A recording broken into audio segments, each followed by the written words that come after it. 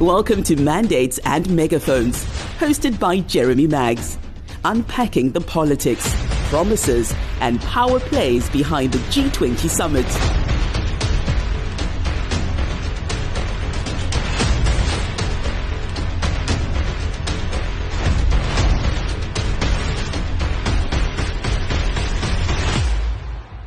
Hello and welcome to another edition of Mandates and Megaphones here on Moneyweb in association with Standard Bank. I'm Jeremy Maggs.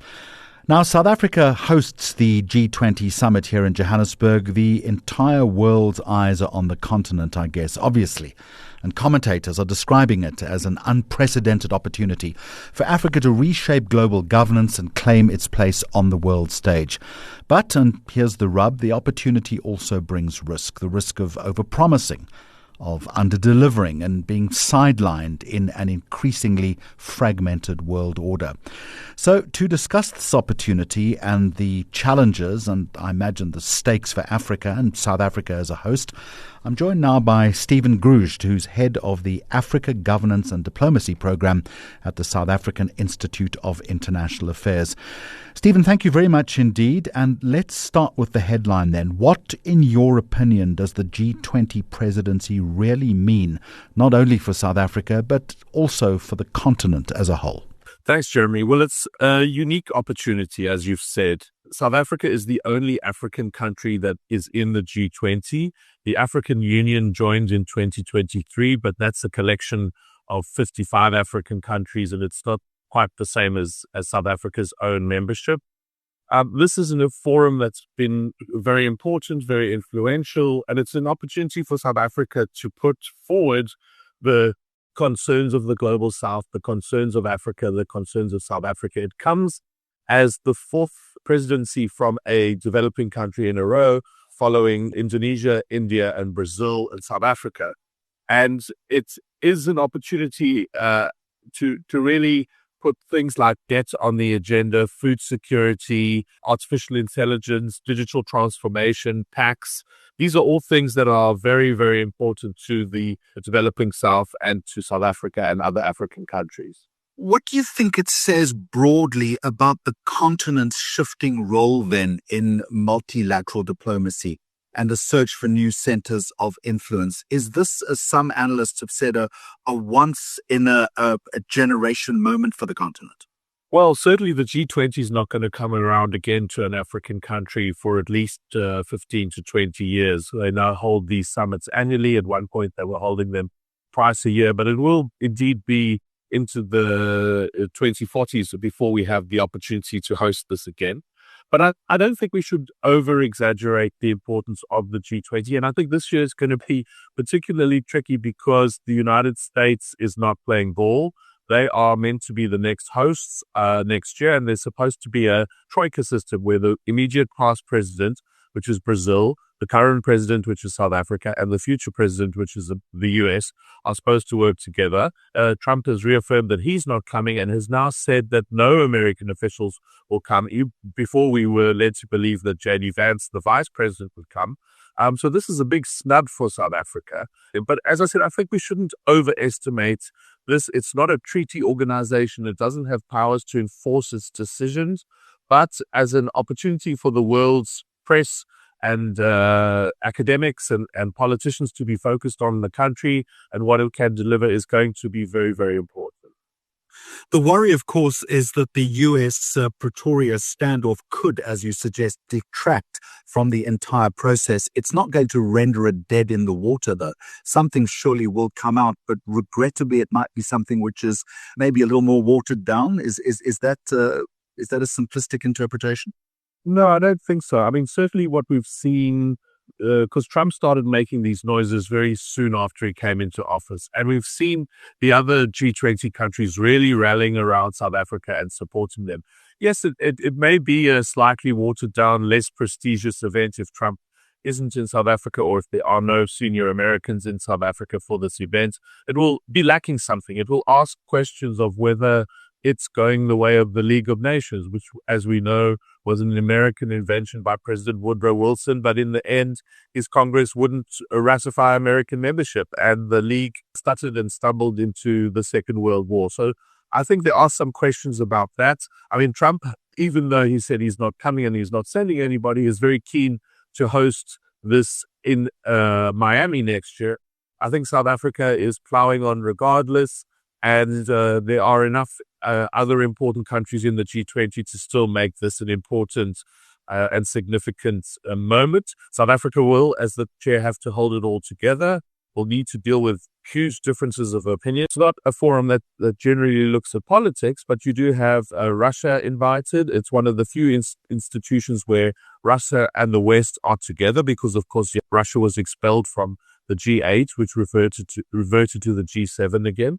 So even though the US isn't here, you have Britain, you have the European Union, you have France and Germany, which have very, very different views on the Ukraine war. And in previous G20s, it's been up to the skill of the chairperson to negotiate a statement that would be acceptable to everybody. And that's becoming more and more tricky, as you said, in a very polarized, fragmented and fractured world. I think it begs the question, how prepared then is our foreign policy machinery to turn symbolism into real substance that's going to count once this event is over? Well, South Africa has definitely taken this seriously. It has put a lot of resource, human and otherwise, into making this a success. Turco has been stretched, but I think they've still done a good job. You know, this is not only the leaders' summit, whether it's the agriculture ministers or the chairman of the reserve banks or labor ministers and so on. There's been all of these subsidiary meetings that have been held, and so far so good. South Africa has done well.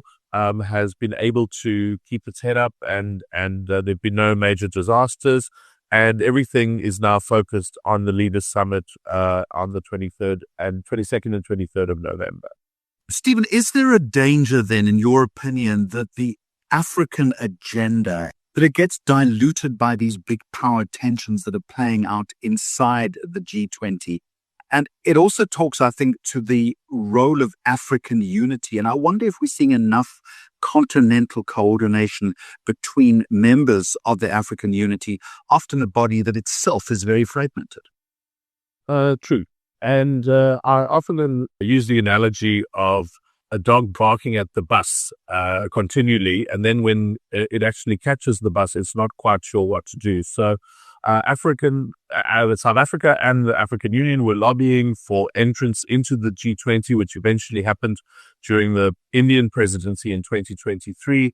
But there have been questions about what contribution it has made, how much it has seized the opportunity, and so forth. So there are remaining doubts about the effectiveness of Africa.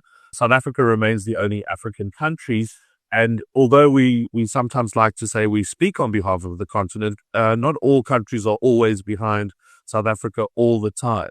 I think South Africa will do a good job of maintaining the African nature, or the things that are important to Africa, which include inclusive growth, industrialization, reduced inequality, food security, digital governance, and so forth. So it is a balancing act. It is many different countries with different opinions. I mean, one of the countries that's proved quite difficult in getting consensus in some of the preliminary meetings has been Argentina, which is under President Milei, and he's a bit Trumpian in his approach to things. So it does test the diplomatic skill of the host country, but I have no doubt that we'll come through well on this.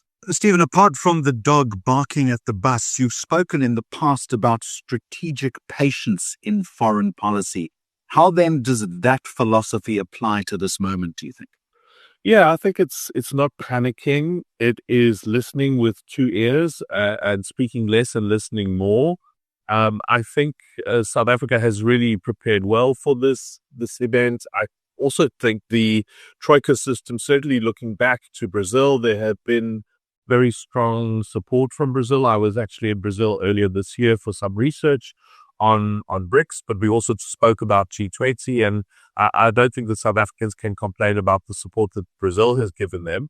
When it comes to America next year, there are some doubts. I don't even think the US has named which think tanks would be involved in the Think 20. So that's been been a little bit problematic, but we can only do what we can do. The other interesting thing that I'm looking forward to is South Africa has overseen a retrospective called the G20 at 20 that looks back at the last 20 years of this organization, what's been achieved and what is still outstanding.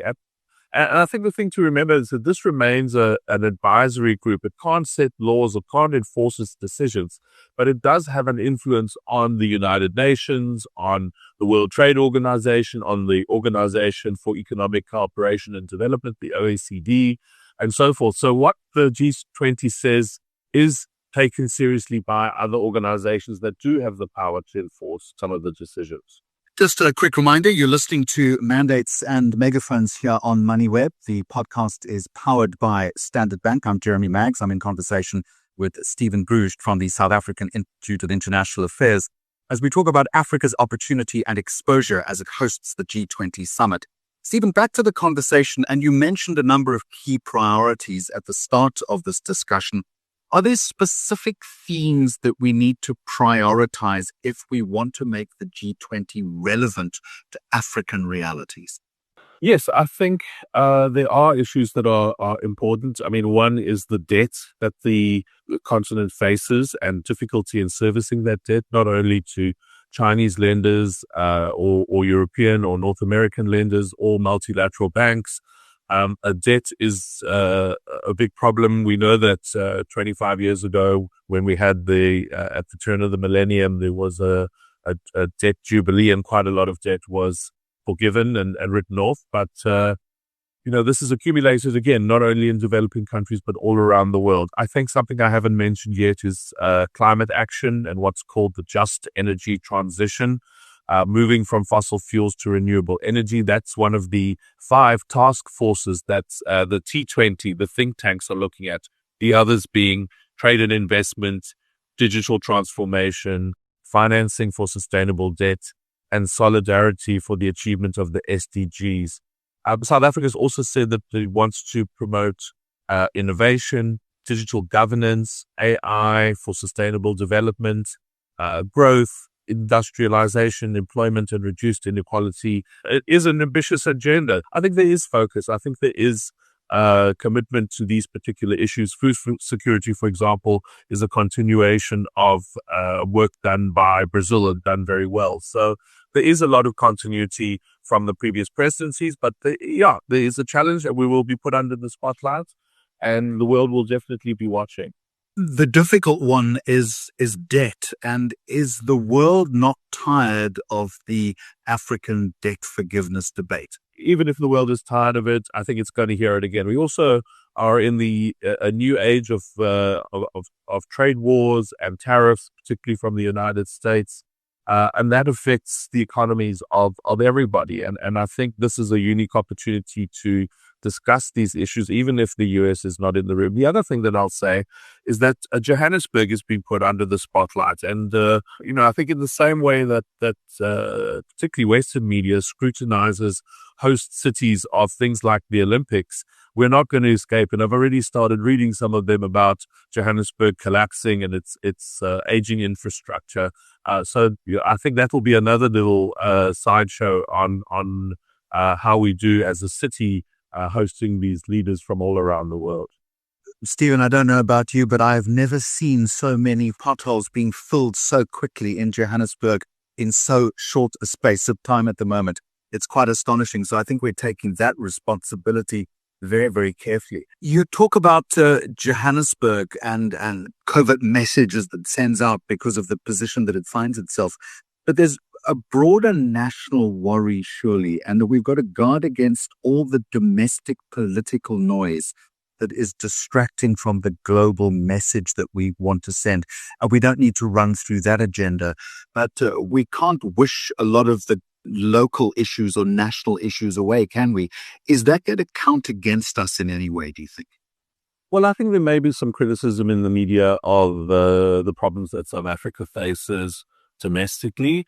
But in a way, Jeremy, I'm hoping it's going to be a bit like the bubble that we had for the World Cup in 2010, where nothing else really mattered, where this was the biggest party in town, where we pulled together, where we were proud of our country, where we did a great job, where people forgot about their problems for a few days or a few weeks. This is a much more concentrated effort, but I'm hoping that that sort of bubble is inflated and that we will be able to focus on this and on doing a good job for Africa and for the world. Let's look at some of the other issues. We've spoken about DEC. You've referenced food security, climate change, and artificial intelligence. The artificial intelligence the debate is interesting. Is that really going to be given some airplay during the summit, do you think? Yes, I do think so. It's something that we are all grappling with as humanity, machine learning, the threat to jobs that this may produce. How do we govern artificial intelligence? How do we make sure that the robots don't turn on us, that we still have a place for humanity? And of course, this is yet another example of the digital divide, where Africa gets left behind as the more advanced economies call the shots and make the rules. And I think there is a call for the developing world to have more of a say in the way that this is governed. So I think it's going to be a very important issue, yeah. Stephen, just two more questions, if I can. What, once all of this is over, do you think success is going to look like for South Africa beyond just the photo op or photo ops that we'll see? Yeah, so the photo op, don't underestimate the power of optics in our modern society. That is important, and they will be noticing who is in that photo and who is not in that photo. As I said, who's standing next to whom? Yeah, exactly. And I think, as I mentioned, the communique will be an important outcome or output of this program. But I think South Africa, definitely wants to put the Sustainable Development Goals back on the agenda. We only have 5 years left to achieve them. And because of COVID and because of other reasons, we are way off track. So I think it wants to refocus on that. I think the retrospective looking at the last 20 years is an important document that will come out that will really give a sense of what the G20 has done over the last few years. I think a successful handover to the US in whatever way. But I think what's going to happen is that many of these subjects that we've been chatting about are going to fall off the agenda. I don't think climate change is going to be emphasized at all. What happens to these working groups? Do they get disbanded? Do they carry on regardless of what the chair might want next year? So there are a lot of questions being asked about the continuity and the lifespan of some of these task forces and priorities, which will definitely change. I mean, another thing that the US has openly criticized is South Africa's theme of sustainability, solidarity, and equality, where Marco Rubio, the the Secretary of State, said, well, this is just a thinly disguised diversity, equity, and inclusion agenda, which is something that the Trump administration has railed against. So I think we will see positives, but we'll also see probably massive changes in the G20 next year. So a last question then, Stephen, and thank you so much for your time today. I'm going to give you the opportunity that you probably won't get at the event itself. But if you were writing one line for the G20 communique, what should it say about Africa's role in a fractured world economy? That's a good one. Africa is an important player in the international system and not just an arena for great power rivalry. Africa has agency, and Africa has a lot to contribute to the world economy, not least because of its mineral endowments, particularly critical minerals, and must be treated as an equal rather than as a chess piece. Thank you very much indeed. Stephen Gruzd, head of the African Governance and Diplomacy Program at the South African Institute of International Affairs. And just as we wrap up, I think Africa's moment on the world stage, as Stephen has mentioned, is here. Again, what we're going to do with it is going to determine whether this is a season of influence or just another missed opportunity. We hope it is the former. So when the world gathers in Johannesburg, I guess the real test is going to be whether the vision that Stephen has been referring to can actually translate into tangible results. So that's it from this edition of Mandates and Megaphones here on Moneyweb, brought to you by Standard Bank. Thank you for listening. I'm Jeremy Max. thank you for listening to Mandates and Megaphones. You can find more episodes on moneyweb.co.za.